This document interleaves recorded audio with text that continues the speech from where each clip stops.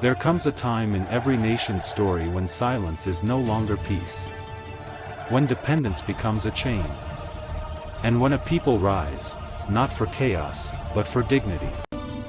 In the heart of the Sahel, a decree was signed. Not of submission, but of sovereignty. Not of rebellion, but of rebirth. This was not just politics, it was a declaration of existence. The message was clear: we will no longer rent our future. We will own it. The decree echoed beyond borders, its sound carried by winds from Ouagadougou to Bamako, from Niamey to every African heart that still beats for freedom. It wasn't just a paper. It was a mirror, showing Africa what it could be if it believed in itself. For decades, the continent had been told it could not stand without aid, that its soil was poor, its people unskilled, its leaders dependent.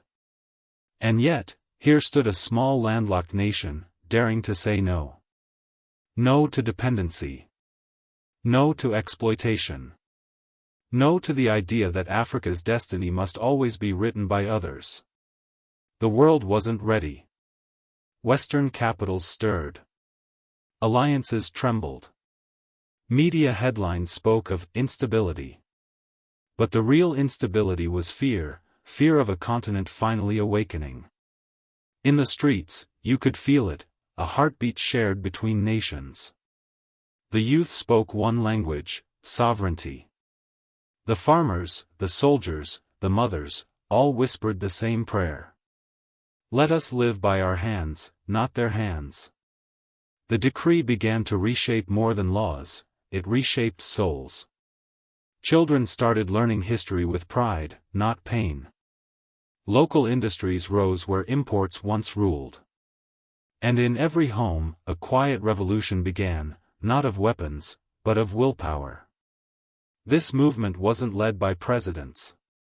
It was led by the people, by the unseen hands that build nations. The teachers, the miners, the artisans, the mothers who refused to bow.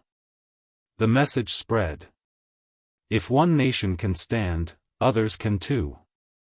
If one country can reclaim its story, others can write theirs anew.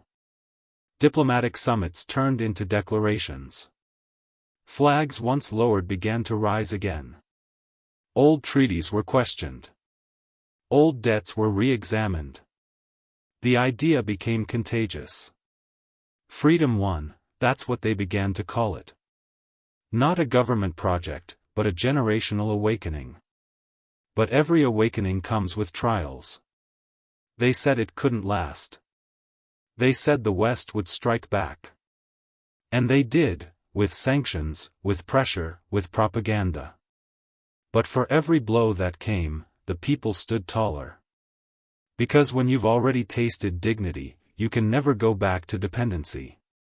They learned to plant what they eat. To build what they use.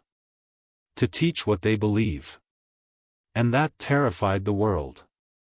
Because a self-reliant Africa is not just independent, it's unstoppable. The decree inspired others: Mali, Niger, Burkina Faso. Together, they formed an alliance not of fear, but of faith in themselves. They called it the Alliance of Sahel Sovereignty. A brotherhood born not from borders, but from shared struggle. Their goal was simple. To live free. To trade fair. To defend their dignity. This was more than politics, it was destiny realigned. The world watched closely. In Western offices, officials whispered of strategic instability. In Eastern corridors, leaders spoke of a new frontier. But in Africa, the people simply called it justice. For the first time in generations, Africans were not asking for permission, they were building their own path. Factories began to hum again. Old farms were restored with local machines. Students in dusty overalls learned not from textbooks, but from soil, steel, and sweat. And then something remarkable happened. For the first time, the eyes of the world turned to Africa, not in pity, but in respect. Journalists who came expecting chaos found order. They found farmers smiling over repaired plows. They found engineers building with recycled steel. They found pride, quiet, patient, unshakable pride. Washington called emergency meetings. Brussels drafted new reports.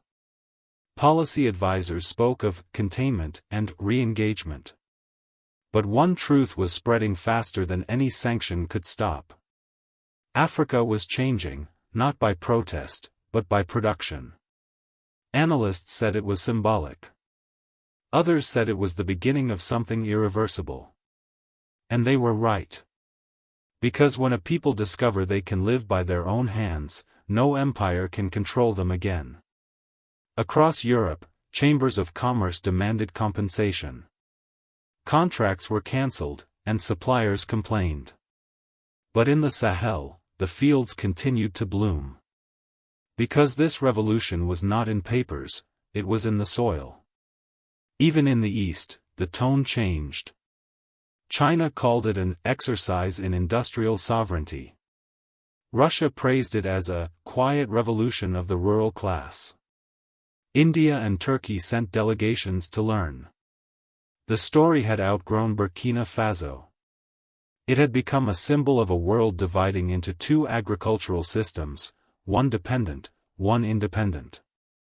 American media tried to frame it cautiously. Headlines like "Traoré's risky gamble" appeared across networks. But beneath the skepticism lay unease.